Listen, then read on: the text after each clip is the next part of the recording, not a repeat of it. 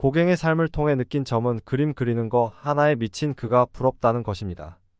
그는 아버지 없는 어린 시절과 어머니마저 잃고 고아가 된 청소년기를 보냅니다. 그리고 프랑스에서 권력에 저항하여 쫓겨나고 페루에서 권력에 투쟁한 시민들에 의해 또 쫓겨나는 삶을 살았습니다. 물론 프랑스 주식 폭락을 막고 증권거래소 직장을 그만둔 그에게 이것은 건전한 조정이야.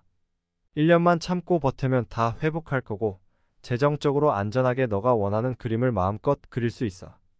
라고 말해주는 사람이 있었으면 어땠을까? 라는 재미있는 생각을 합니다.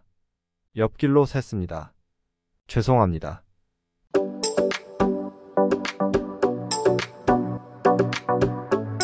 역시 예술은 아는 만큼 보이고 느낄 수 있다는 말이 맞는 걸까요? 보스턴 미술관을 직접 다녀오고 예술 작품들의 아름다움을 더 만끽하고 그 아름다움을 여러분들과 함께 나누고자 영상을 제작하고 있습니다. 이번 영상에서는 폴 고갱 화가에 대해 알아보겠습니다. 미술의 미음자도 모르는 비전공자의 참신한 분석이니 재미있게 봐주시면 감사하겠습니다. 혹 부족한 점이나 오류가 있으면 언제든지 댓글로 남겨주세요. 어떤 주제라도 겸손히 소중히 여기며 함께 성장하는 오늘도 GS 채널이 되었으면 좋겠습니다. 폴 고갱은 1848년 6월 7일 프랑스 파리에서 태어났습니다. 먼저 이름부터 살펴보겠습니다. 프랑스 이름인데 영어 발음 그대로 말하면 폴 가우구인이 됩니다. 지인 중에 프랑스에서 온 할머니가 있는데 프랑스 화가 폴 가우구인을 아냐고 물었습니다. 모른다길래 한국에선 아주 유명한 프랑스 화가라고 말했습니다. 그러니 이름 스펠링을 가르쳐 달라고 하더군요. 프랑스 할머니는 스펠링을 보더니 한참을 웃었고 폴 고갱이라 읽으면 된다고 말해 주었습니다. 폴 고갱은 프랑스에서도 아주 유명한 사람이라 잘 안다고 말했습니다. 뭐 무식하니 용감한 것일까요? 이왕 산티난 김에 또 다른 질문도 했었습니다. 레미제라블이라는 프랑스 영화 봤는데 재미있었다고 말했습니다. 그러니 프랑스 할머니께서 또 웃었습니다. 보기 힘든 귀여운 아시안을 봤다는 표정을 지으며 어디 가서 똑같이 말하면 웃음거리가 될 수 있으니 친절하게 발음을 가르쳐 주었습니다. 레이 미제라블이라고 레이를 띄우고 제자에 힘을 주어 말하면 다들 잘 알아들을 거라고 했습니다. 아니 무슨 고갱 그림은 말 안 하고 프랑스 발음에 대해 얘기해? 라고 생각하실 수 있습니다. 여러분께 더 친숙히 다가가고자 제가 겪은 에피소드를 말했습니다. 죄송합니다. 폴 고갱은 자유주의 언론인인 아버지와 평범하지만 집안이 남다른 어머니 사이에서 태어났습니다. 그의 어머니 알린 마리 샤잘 트리스탕은 동판화 작가였던 앙드레 샤잘과 사회주의 활동가였던 플로라 트리스탕의 딸이었습니다. 고갱의 미술 재능은 아마도 외할아버지로부터 물려받은 것 같습니다. 그리고 고갱의 외할머니인 트리스탕은 프랑스 혁명 때 만국의 노동자여 단결하라는 유명한 구호를 최초로 제안한 사람입니다.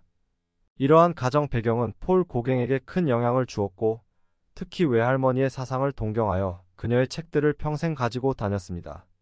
한편 고갱의 아버지는 신문에 기고문을 썼는데 그 기고문 때문에 프랑스 정부로부터 온 가족이 추방 통보를 받습니다. 페루 레마에 있기로 한 이유는 고갱의 어머니의 가족들이 페루에서 상당한 권력을 가지고 있어서 상대적으로 풍족한 삶을 살 수 있었기 때문입니다. 특히 그녀의 친척 중 한 명은 페루 대통령 후보로서 매우 유망한 정치가였습니다. 페루에서 아버지가 돌아가시지만 그는 페루에서의 시기를 그의 생애에서 가장 풍족하고 행복한 때로 회상합니다. 하지만 역사는 그를 가만히 놔두지 않았는데요. 페루에서의 달콤했던 부와 권력은 페루 시민군과의 분쟁을 통해 하루아침에 물거품이 됩니다. 권력에 투쟁하여 프랑스에서 쫓겨났고 권력에 저항하는 시민군 때문에 페루에서 또 쫓겨나게 된 것입니다. 그가 6살이 되던 해에 온 가족이 다시 프랑스로 돌아왔고 의지할 곳 없는 그의 가족은 피할 수 없는 가난에 직면하게 됩니다. 그래서 그의 어머니 알리는 파리에서 바느질을 하며 온 가족을 먹여 살립니다. 하지만 불행의 끝은 아직 먼 것일까요? 그가 19살이 되던 해에 그는 사랑하는 어머니마저 잃게 됩니다. 고아가 된 그는 마음을 다잡고 그의 나이 23살이던 1871년에 가족과 친한 지인의 소개로 증권회사에 취직합니다.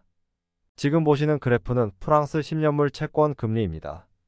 1872년 이후로 채권 금리가 계속 하락하는 것을 볼 수 있습니다. 즉 프랑스 혁명으로 고인플레이션의 고통에서 벗어나 저금리의 호황기인 것입니다. 이때 그는 증권 중개인으로 많은 돈을 법니다. 그래서 평소 관심이 있는 미술품도 많이 사고 관심 있었던 미술 공부도 마음껏 하게 됩니다. 힘들게 살아온 그에게 갑자기 찾아온 행복은 그의 인생에 또 다른 가족을 만들어줍니다. 덴마크 출신 메테 소피 가드와 결혼하고 이후 10년 동안 살면서 5명의 자녀를 두게 됩니다. 시대가 그를 미술계로 부르는 것일까요? 아니면 그가 결단할 수 있게 좋은 핑계가 만들어진 것일까요? 1882년 다시 채권금리가 오르게 되어 파리 증권시장은 붕괴하게 됩니다. 지금 보면 그냥 건전한 조정이고 조금만 견디면 또 저금리의 호황기가 올 텐데 말입니다. 하지만 그는 이를 계기로 증권 중개인을 그만두고 전업 화가의 길을 걷게 됩니다. 그의 가족은 2년 뒤인 1884년에 아내의 고향인 덴마크로 이주합니다. 정신적 충격이 큰 것일까요? 가족의 생계를 떠안은 아내는 결국 견디지 못하고 그에게 가족을 떠나달라고 말합니다. 그래서 그는 처자식과 이별하고 6살 난 아들 클로비스와 함께 1년 뒤인 1885년에 다시 파리로 돌아옵니다. 아버지, 어머니, 아내, 자식 잃고 그의 나이 37세에 다시 고향에 오게 된 것입니다. 그의 겨울, 그래도 아들 한 명과 먹고는 살아야 하기에 그는 밑바닥 일을 하며 혹독한 가난 속에 살게 됩니다. 지금 보시는 작품은 1885년 그 해에 그렸던 그림입니다. 물속에 있는 여인들을 그린 것인데 그의 인생을 자세히 알고 작품을 보니 왠지 모르게 가족의 그리움을 그렸는 것 같습니다. 아버지 없는 어린 시절, 어머니를 잃고 고아가 된 청소년기, 꿈을 쫓아 화가가 되기로 한 큰 결심 속에 처자식과의 헤어짐에서 오는 감정들을 이 그림으로 표현하고 싶었는지도 모르겠습니다. 경제적으로 아들을 감당할 수 없게 된 그는 아들 클로비스마저 누나의 돈으로 기숙학교에 입학시킵니다. 그리고 값비싼 파리를 떠나 서쪽 해안가인 퐁타벤이라는 곳으로 홀로 이사합니다. 인생은 롤러코스터와 같다는 말이 정말 사실일까요? 파리에서 도망치듯 간 퐁타벤이란 곳은 부모 처자식까지 다 잃고 인생의 밑바닥까지 내려간 그에게 새 출발할 수 있게 해주는 곳이 됩니다. 38살이 된 그에게 쉼을 주고 그림에 집중할 수 있게 해준 것입니다. 그리고 이곳은 번잡한 도시를 피해 거주비가 싸고 한적한 곳을 찾는 젊은 예술가들에게 인기 있는 곳이기도 했습니다. 여기서 에드가 드가, 샤를 라발, 에밀 베르나르 등을 만나게 됩니다. 그는 브르타뉴의 시골 공동체에서 5년 동안이나 살게 됩니다. 그곳에서 산업적인 파리와는 다르게 자연과 종교 공동체의 아름다움에 심취합니다. 지금 보시는 그림은 1889년에 그린 작품으로 브르타뉴의 시골 공동체의 일상을 다루고 있습니다. 그는 색을 이용하여 종교적인 의미를 지닌 일상 생활을 묘사했습니다. 2명의 브르타뉴 농부가 평화로운 풍경 속 그늘에 앉아 있습니다. 오른쪽 인물은 처음에는 기도하는 것처럼 보이지만 사실 그녀는 무엇을 먹고 있습니다. 아마도 왼손엔 과일 조각을 들고 오른손에는 칼을 들고 있는 것 같습니다. 퐁타벤에서 1년을 보낸 그는 남아메리카 파나마에서 운하 관련 일을 하고 있는 매형을 만나러 파나마로 떠납니다. 그리고 마르티니크 섬에서 원주민과 함께 지내며 그곳의 이국적인 자연 환경과 원주민들의 일상생활을 그립니다. 여기서 그린 작품들을 가지고 프랑스 미술계를 혁명하겠노라 프랑스 아르센 포티의 갤러리에 그의 그림을 전시합니다. 그의 기대와는 다르게 사람들은 무슨 야만인을 그린 거냐고 그의 그림을 무시합니다. 하지만 그는 여기서 빈센트 반 고흐와 운명적인 만남을 하게 됩니다. 두 천재들의 아주 흥미진진한 스토리는 다음 영상에서 소상히 말씀드리도록 하겠습니다. 고갱의 삶을 통해 느낀 점은 그림 하나에 미친 그가 부럽다는 것입니다. 그는 아버지 없는 어린 시절과 어머니마저 잃고 고아가 된 청소년기를 보냅니다. 그리고 프랑스에서 권력에 저항하여 쫓겨나고 페루에서 권력에 투쟁한 시민들에 의해 또 쫓겨나는 삶을 살았습니다.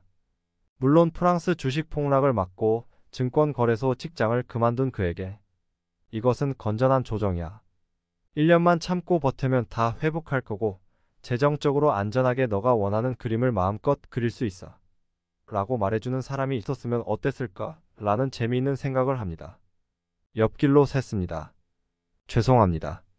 하지만 처자식까지 버리더라도 화가의 길만을 택한 그의 삶과 그림을 통해 우리가 이런 결정을 한 사람의 삶을 대신 느껴볼 수 있는 유익한 시간인 것 같습니다.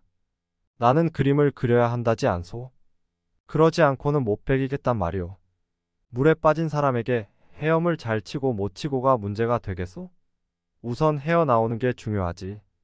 그렇지 않으면 빠져 죽는단 말이오. 그의 말과 삶을 통해 여러분의 삶을 한번 들여다보는 좋은 시간 되었으면 좋겠습니다. 이 영상이 조금이라도 도움이 되셨다면 좋아요, 구독, 알림 설정까지 부탁드립니다. 다음 영상에서 봐요. 뿅.